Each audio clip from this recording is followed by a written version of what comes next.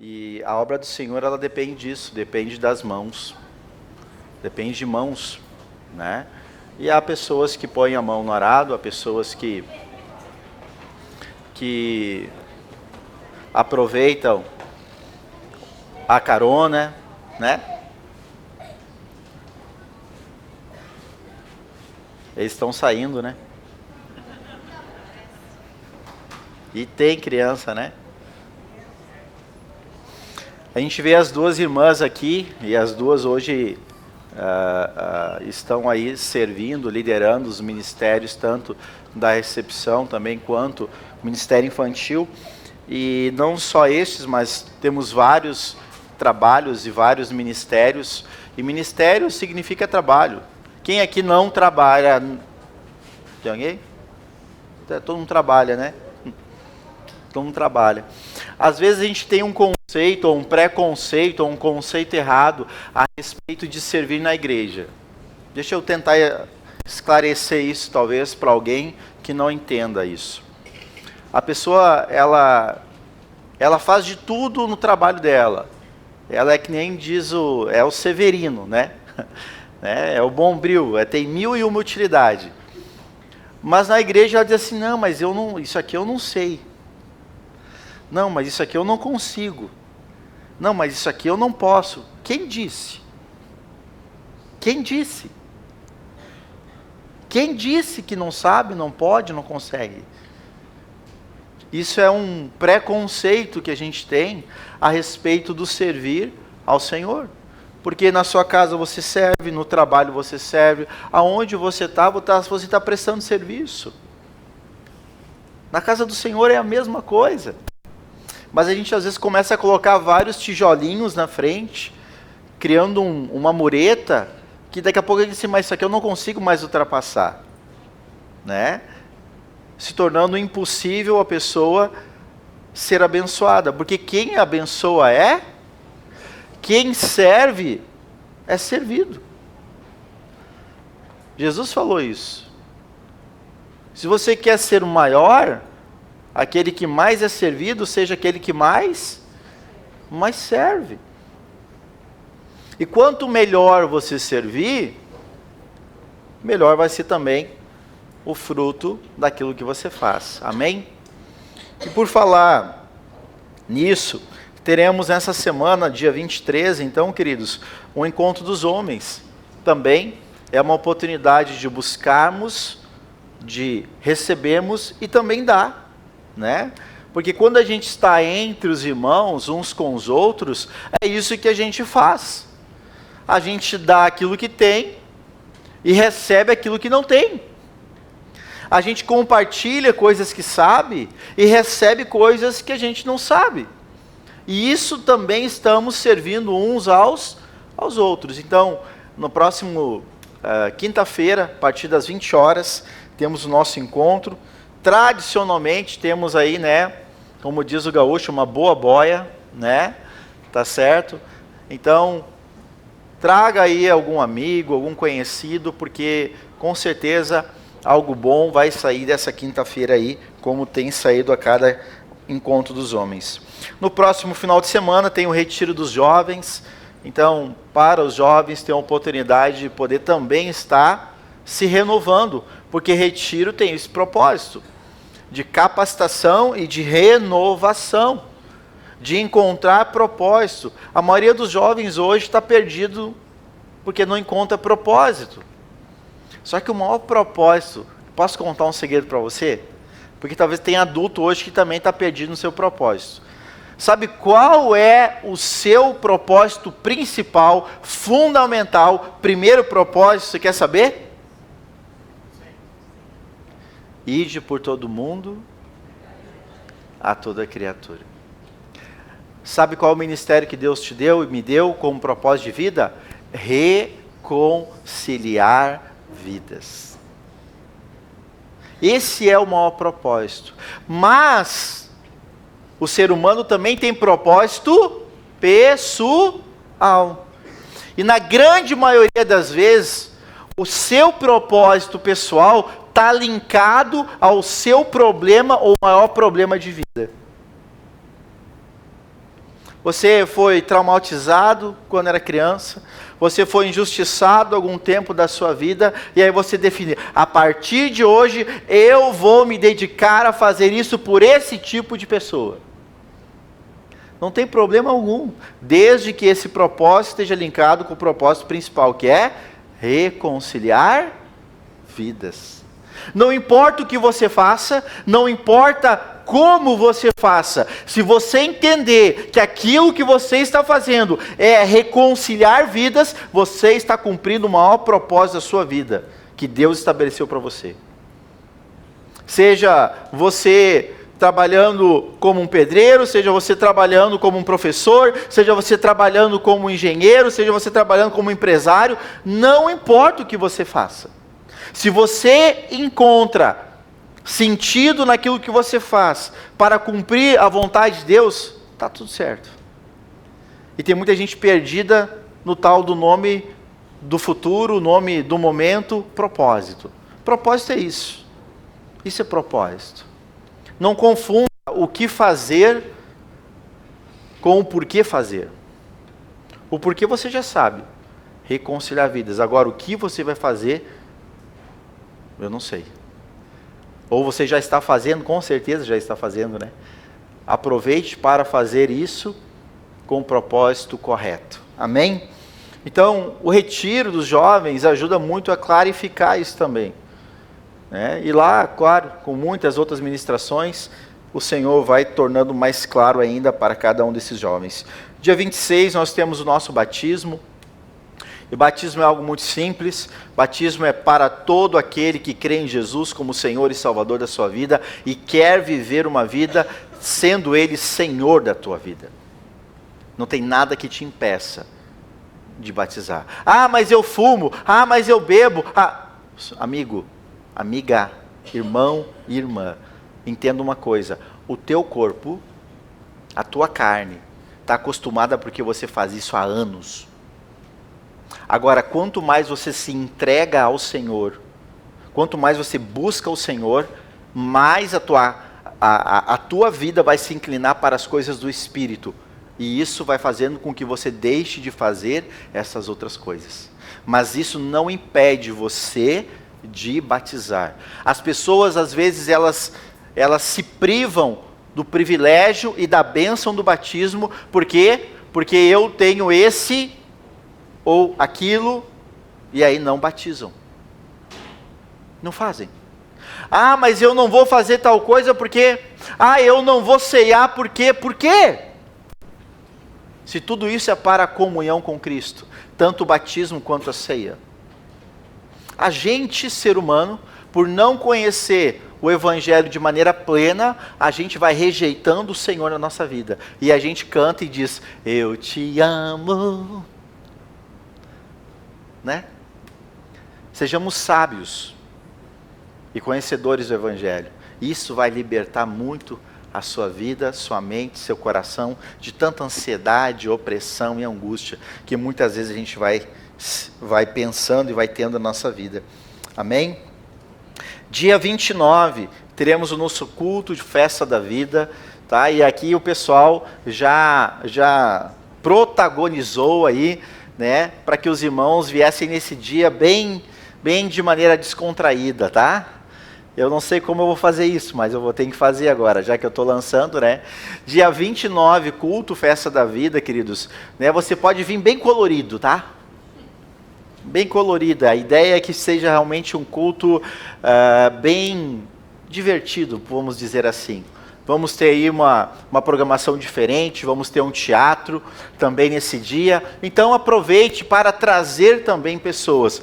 Por que isso, pastor? Não misture uma coisa com a outra, tá? Festa da vida, sabe por quê? Porque nessa semana é propagada a festa da morte, Halloween. E esse culto visa justamente nós trabalharmos na prevenção de você não se enredar com algumas maldições que vêm desse tempo que muitas pessoas acabam vivendo.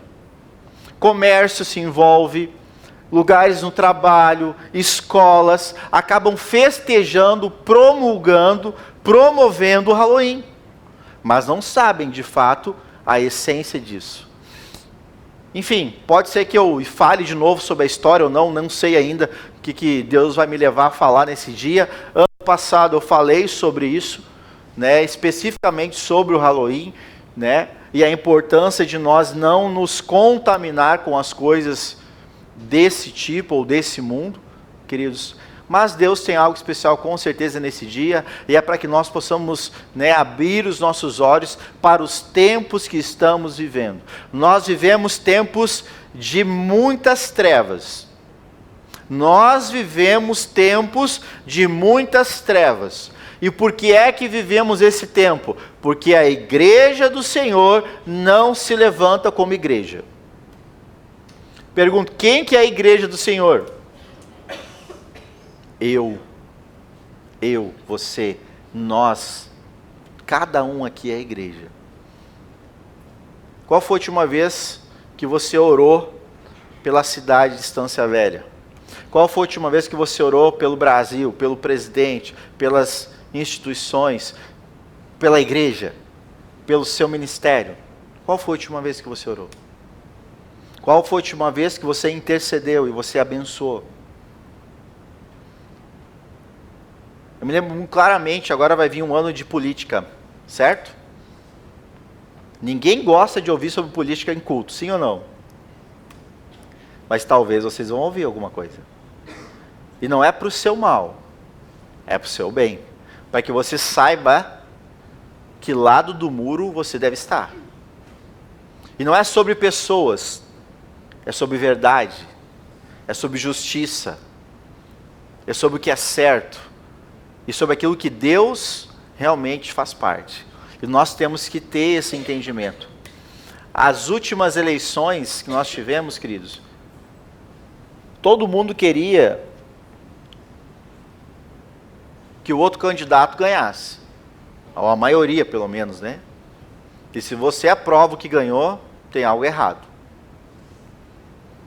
Mas, muita gente, eu lembro, que saiu às ruas, dobrou o joelho nas estradas, fez um monte de coisa. Mas o que é o problema? O problema é que isso foi só naquele momento. Isso não foi antes e nem foi depois. O Senhor não está procurando uma igreja que viva de momentos. Deus quer uma igreja que viva continuamente com o Senhor. Não adianta eu simplesmente dobrar o joelho e fazer uma oração, se a minha vida diz totalmente contrário do que a minha oração fala. Deus não tem compromisso com oração. Deus tem compromisso com a vida, com a prática da palavra dele. E isso é o que muda e faz mudar todo o contexto e a situação. Se nós queremos 2026 diferente, não esperemos chegar a 2026, oremos hoje. Oremos hoje, mudemos hoje, sejamos diferentes hoje, porque quando depois acabar, não adianta a gente reclamar, amém? Então, culto, festa da vida, também fala a respeito de posicionamento. Nós nos posicionamos, pois não aceitamos e não concordamos com essa prática que o mundo realiza, amém? E no dia 31/10 temos o nosso culto de renovo espiritual, que também teremos aí a presença do nosso pastor Jonas, querido pastor Jonas, que teve uma experiência muito larga no México, justamente sobre isso, e ele vai trabalhar conosco, vai trazer a sua experiência, o seu conhecimento, justamente sobre isso, porque a cultura do México justamente é adoração e culto aos mortos, né? Então ele vai compartilhar conosco esse assunto e esse conteúdo. Deu problema no telão aí? Ah, tá. Amém, queridos? Amém. Chega de anúncio, né? Vamos para a palavra? Coloca o texto para nós de Efésios capítulo 2, verso 1 a seguir. Eu quero continuar falando sobre o livro de Efésios, que na semana passada nós iniciamos falando.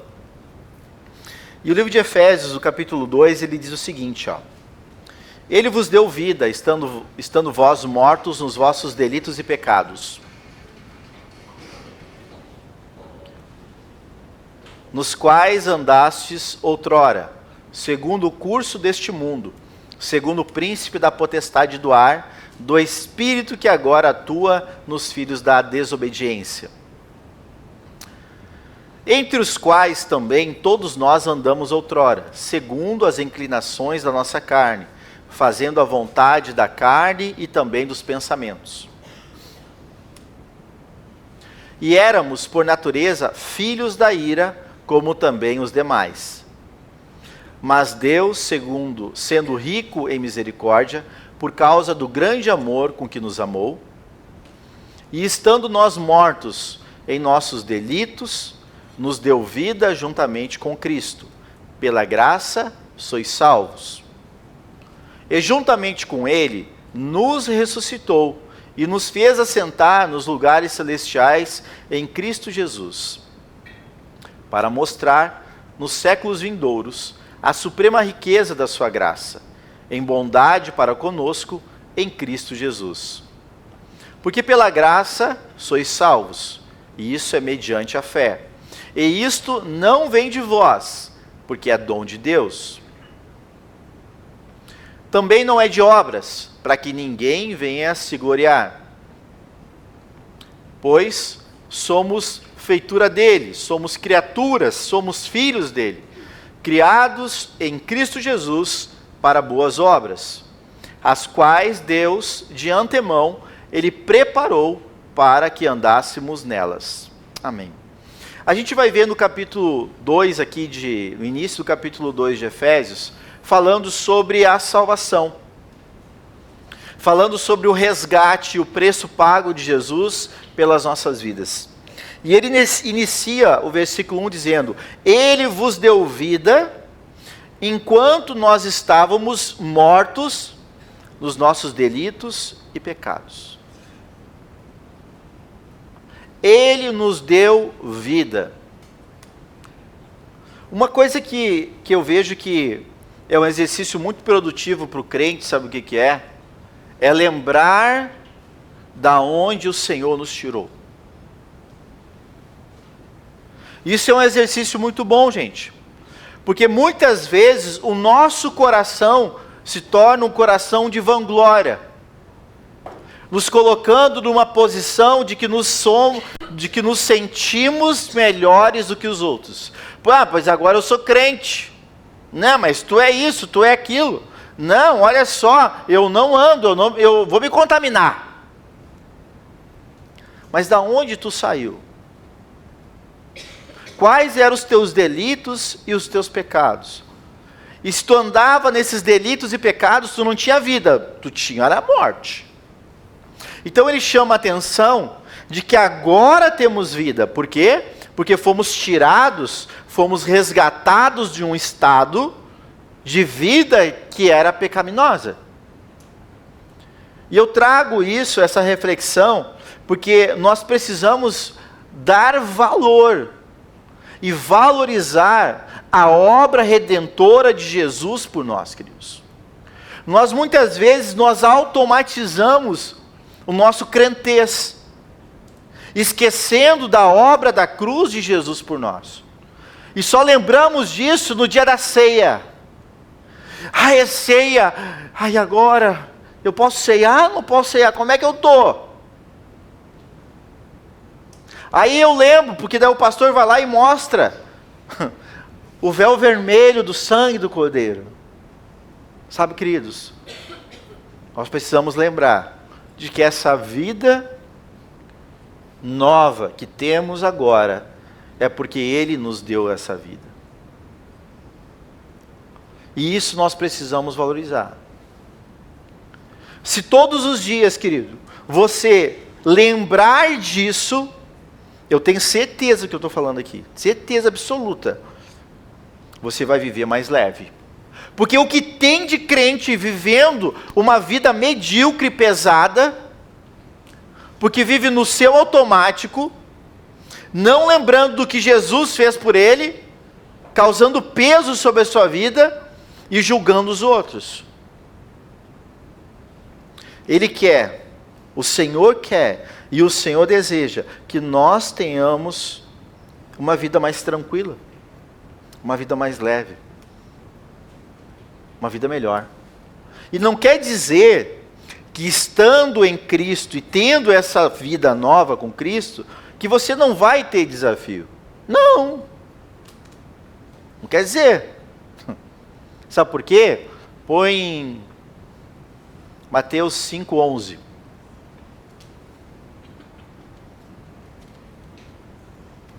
Bem-aventurados sois, ou felizes serão, quando?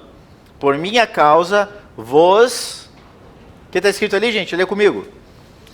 Injuriarem. Injuriar é bom? Hein, é bom? E vos perseguirem. Perseguir é bom? E mentindo, mentir sobre você é bom? Disserem todo o mal contra você é bom? Pois é. Mas bem-aventurado seremos quando tais coisas vão fazer contra nós por causa do nome dele, por causa da vida que ele nos deu. Sabe o que isso significa? Você quer saber? Significa que quando você está vivendo de acordo com isso, significa que você está vivendo da maneira certa. Significa que você está ajustando a tua vida. Significa que você está sendo digno da vida que Jesus te deu. É isso que significa.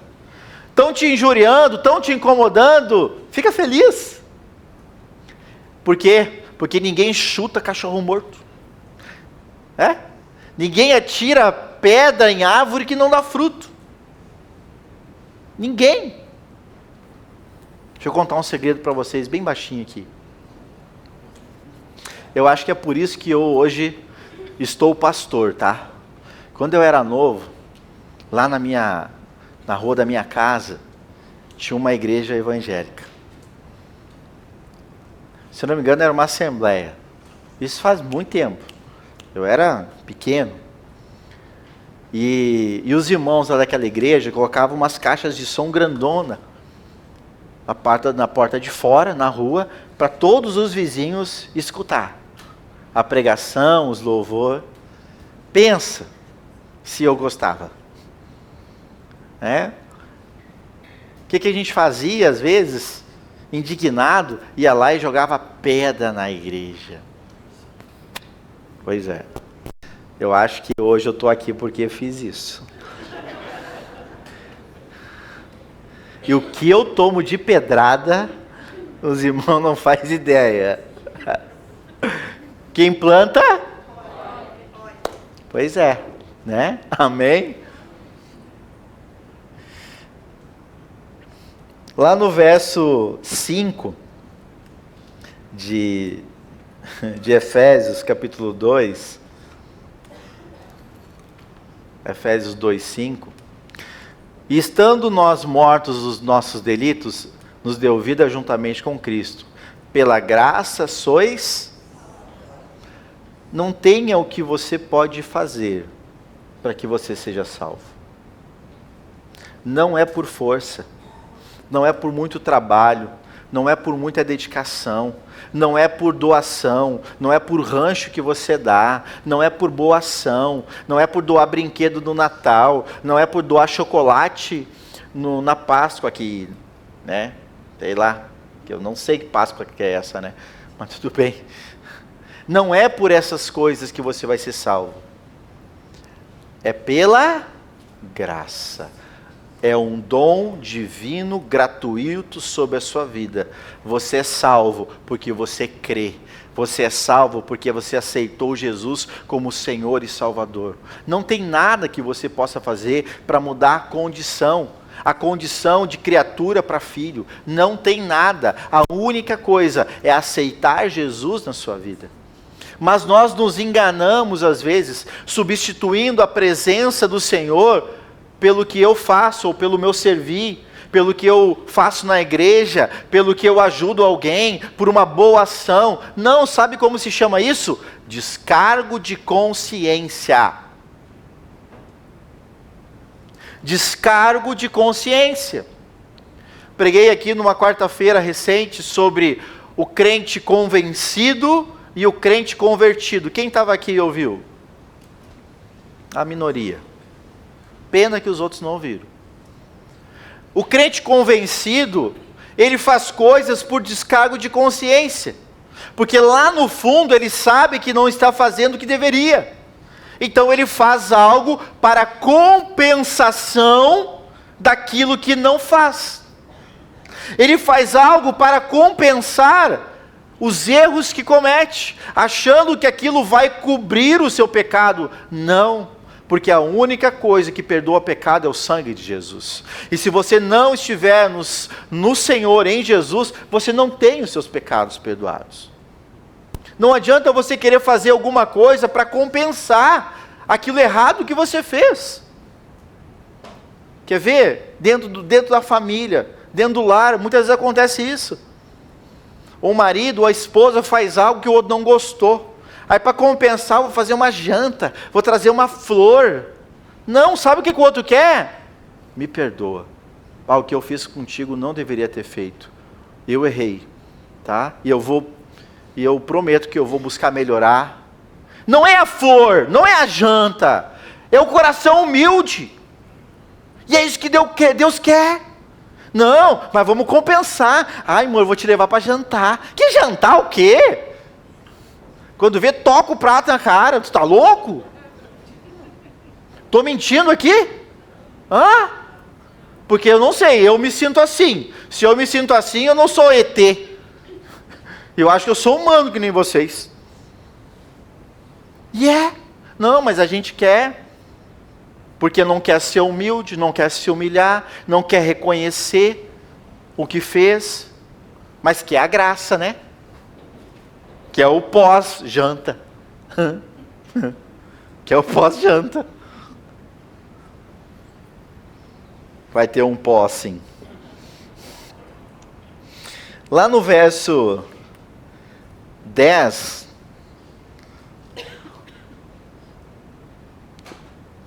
verso 10, isso. Pois somos feitura dele, criados em Cristo Jesus, para o quê? Boas obras. Nós fomos criados, não para viver de boas obras, mas fomos criados para praticar boas obras, as quais Deus de antemão preparou para que nós andássemos nelas. Sabe por que o Senhor deseja que eu e você tenhamos boas obras? Deus deseja que nós venhamos dar fruto, querido. Sabe por quê? Porque o teu fruto, o meu fruto, as nossas obras, vai glorificar Ele. Vai glorificar a Deus. Porque no mundo pervertido, no mundo onde ninguém faz nada por ninguém, no mundo onde as pessoas, elas não são bondosas, mas elas querem simplesmente olhar para o seu próprio umbigo. Jesus falou isso lá na parábola do bom samaritano. O cara caído, arrebentado no chão. E veio, passou um, ai, não posso, eu vou me contaminar. E vazou. Veio outro também, mesma coisa. Levita, o sacerdote, aí veio o bom samaritano. Rapaz, deu ruim aí, vamos lá. Vou te levar aqui, vou te ajudar. E ajudou o bom samaritano. O Senhor, Ele nos preparou um caminho para que nós pudéssemos ser agentes de boas obras. Frutificar, querido. E como é bom quando você de fato consegue ajudar alguém. É ou não é, gente? Uma das fases da minha vida que eu me senti mais infeliz, sabe qual foi? Foi o tempo da minha vida que eu fui um inútil. Um inútil. Não servia. Eu simplesmente larguei tudo de mão e fui viver para mim mesmo. Cuidar da minha vida, cuidar da minha carreira, cuidar dos meus negócios, fazer dinheiro, cuidar do meu nome, ter um status, cuidar da minha rede social, que é uma bosta.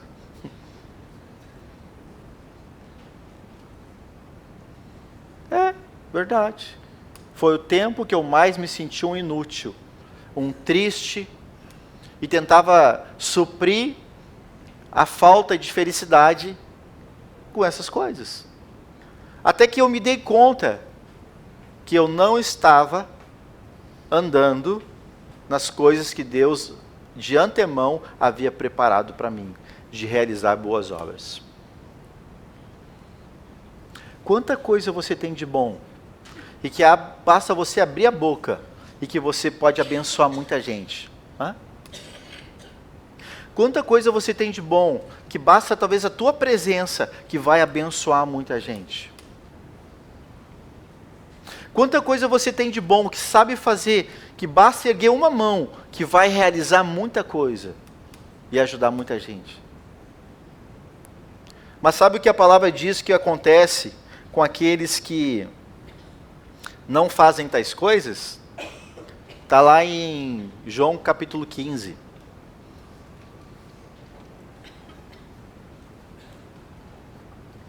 Jesus, ele disse que ele era a videira e o Pai, Deus, é o agricultor.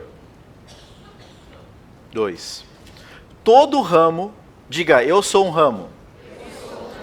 Todo ramo que estando em mim não der fruto, ele corta. E todo que dá fruto, ele limpa, para que produza mais fruto ainda.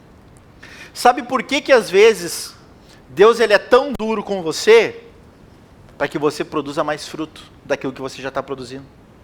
Sabe por que às vezes você ouve coisas e você não gosta?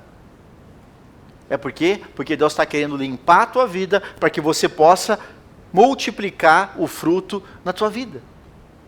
Mas eu pergunto, alguém aqui gosta de fazer faxina? Mulheres, quem gosta aqui de fazer faxina? Fala sério, Lúcia. Tu trabalha com isso, mas gostar?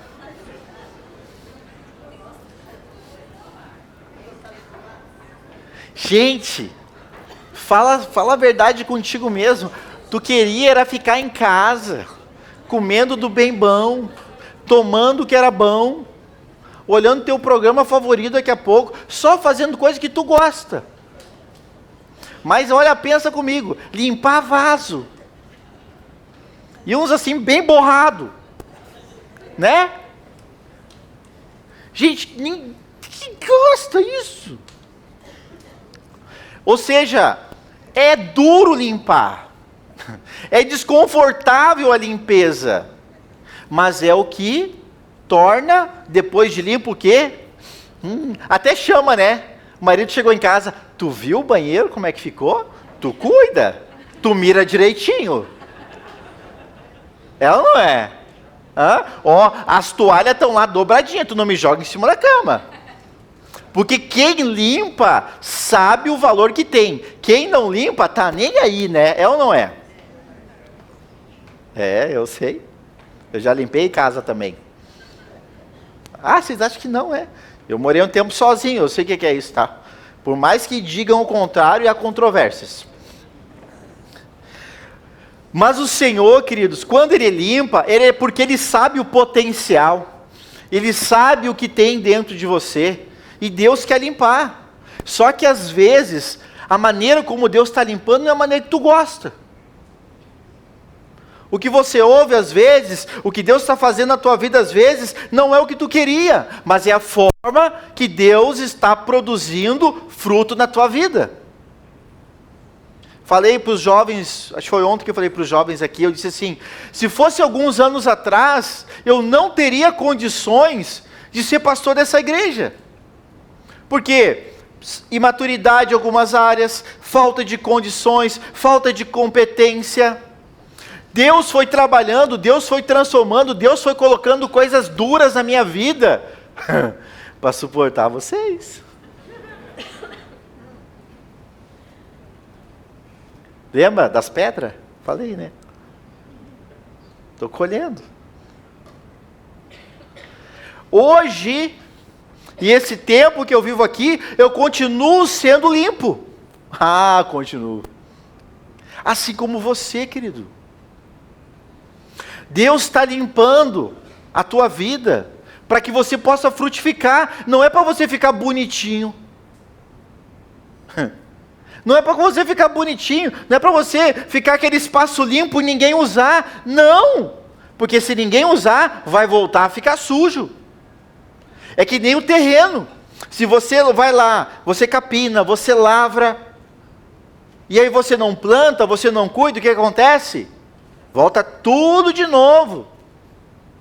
Vem o vizinho lá e larga, ai, não tem ninguém usando aqui, despeja aquele sofá velho, né? E larga os entulhos dele lá. É ou não é? Quanta gente aqui, ó, tá limpando a vida, vai no vizinho, vai na vizinha, vai no aniversário, vai lá, senta na mesa e vem aquele infeliz sentar do teu lado e despejar toda a sujeira dele no teu ouvido. Estou falando bobrinha? Estou que nem o apóstolo, né? Pois é. E você deixa. Diga assim, ó. Para aí. Aí esse vaso está limpo. Não vou me encher de sujeira. Não estou afim de ouvir. Ai, pastor, mas eu vou ser grosso. Então inventa um jeito melhor de dizer. Mas não aceita, querido. Se a tua vida está limpa, para que tu vai deixar que vão abusar daquilo que você está fazendo? Não deixa. Porque o primeiro processo é esse. Esse primeiro processo de salvação é arrependimento, santificação e regeneração. Mas se você não se arrepende, você não vai ser santificado e não vai ser regenerado. Você até se arrepende, mas não se santifica. Não busca santificar a tua vida para ser um vaso que vai produzir boas obras. Mas talvez se arrepende, se santifica, mas não está sendo regenerado, não está mudando a maneira de pensar, está vivendo de maneira conforme. Tá bom assim, tá bom para mim. Será mesmo? É isso mesmo que Deus espera de você? Quantos dons ministeriais e espirituais será que tem distribuídos hoje aqui nesse auditório, hein? Quantos? E quantos são usados? Quantos são usados? De vez em quando alguém vem lá assim, pastor, olha só, mas eu tive um sonho, pastor, eu estou vendo tal coisa. Nessas horas eu começo a ver, tem um dom aqui. Daqui a pouco alguém vem e fala alguma coisa, compartilha com o pastor, estou fazendo tal coisa, tem um dom ministerial aqui. Mas eu fico bem quietinho comigo, né? Para não encher ego de ninguém. Deixa Deus trabalhar. Deixa desenvolver. Porque assim como uma criança no ventre leva 9 meses para ela ficar pronta para nascer, assim também são muitos ministérios, são dons. Se você não passar pelo tempo, pelo processo de desenvolvimento, de capacitação, como a gente viu aqui, não adianta você ter dom, não adianta você ter chamado, você não tem disposição de desenvolver, não adianta nada. Não adianta. Então, se você tem, e eu creio que todos aqui, de alguma forma, têm algo da parte do Senhor, o que você está fazendo com o fruto? Porque o Senhor te chamou para frutificar. Todo ramo que estando em mim não der fruto, ele faz o quê?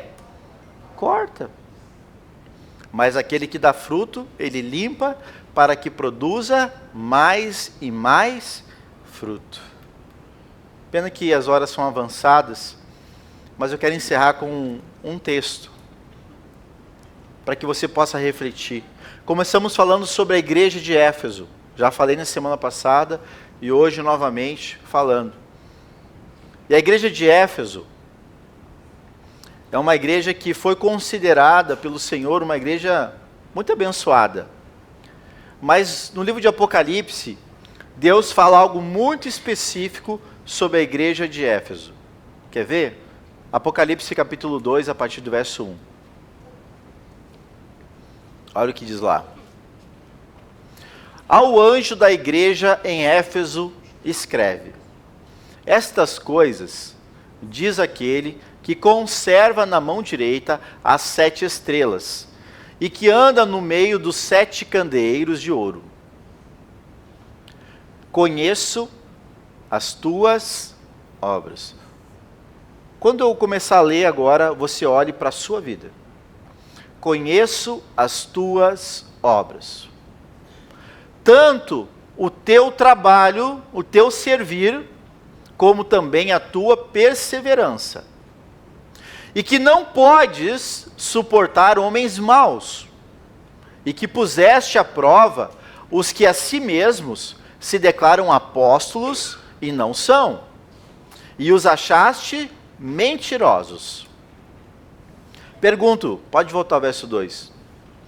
O que ele está falando aqui é bom ou é ruim sobre a igreja de Éfeso?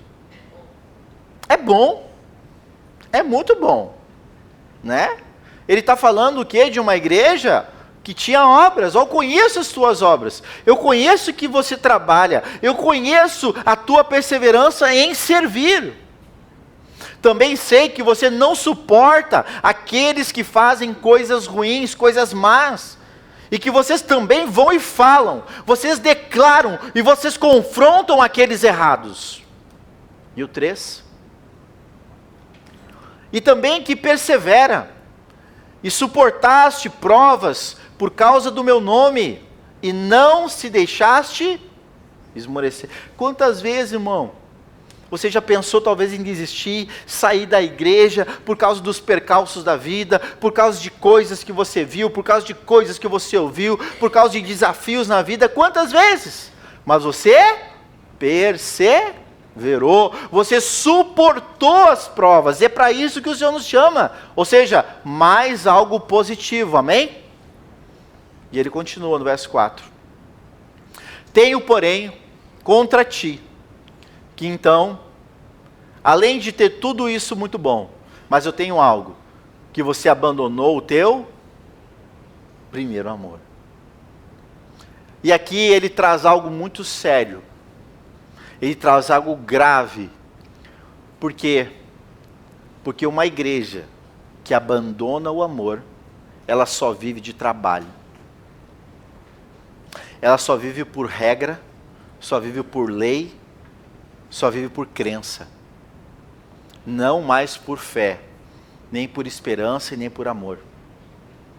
Ela vive pela doutrina, ela vive pelos preceitos, ela vive pela lei.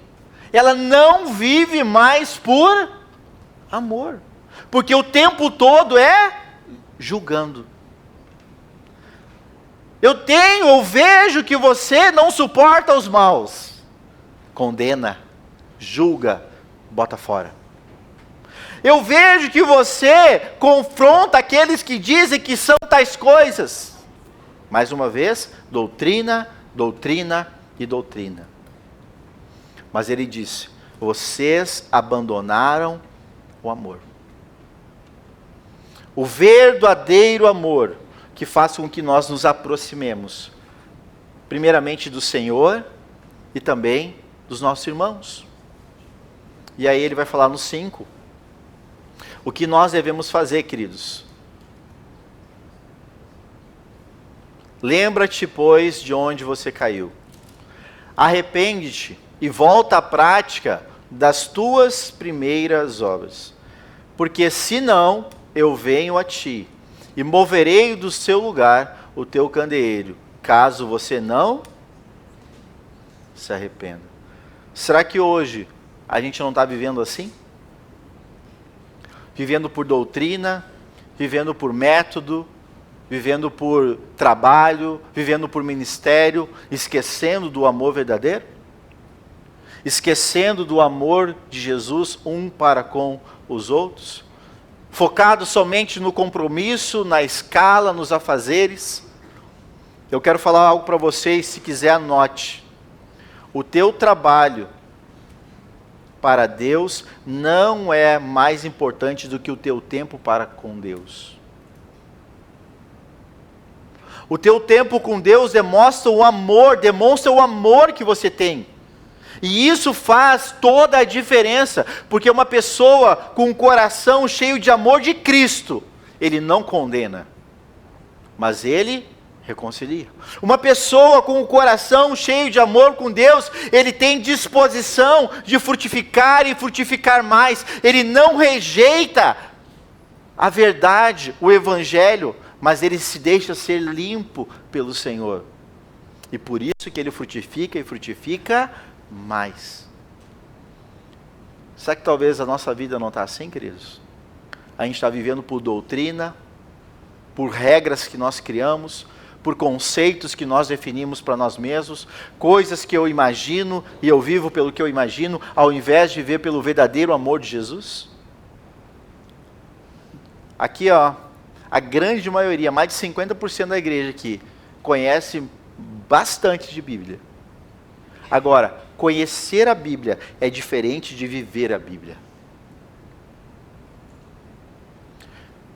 Eu quero deixar uma coisa muito clara para você. Crer em Jesus te dá direito a salvar. Agora, praticar o Evangelho abre as portas das bênçãos para a tua vida. Isso transforma a tua vida. Isso faz você viver bem e melhor. Crer em Jesus só abre as portas dos céus. Mas viver o Evangelho transforma a tua vida por completo. Quer ver? Eu vou dar um exemplo. Quem crê em Jesus como Senhor e Salvador da sua vida? Diga, eu creio. Amém. Agora, Jesus vem e diz assim: agora não é mais olho por olho, nem dente por dente. Agora você precisa perdoar aquele que te ofendeu. Agora você precisa amar aquele que te persegue e abençoar. E aí? É isso que tu faz? Hã? Isso é viver o Evangelho. E é isso que transforma a tua vida. Crer em Jesus só abriu a porta do céu. E não é garantia que tu vai para o céu, porque se você não vive o Evangelho... Amém? Que Deus Ele tenha de nós. E que bom que Ele tem, amém? Vamos ficar de pé?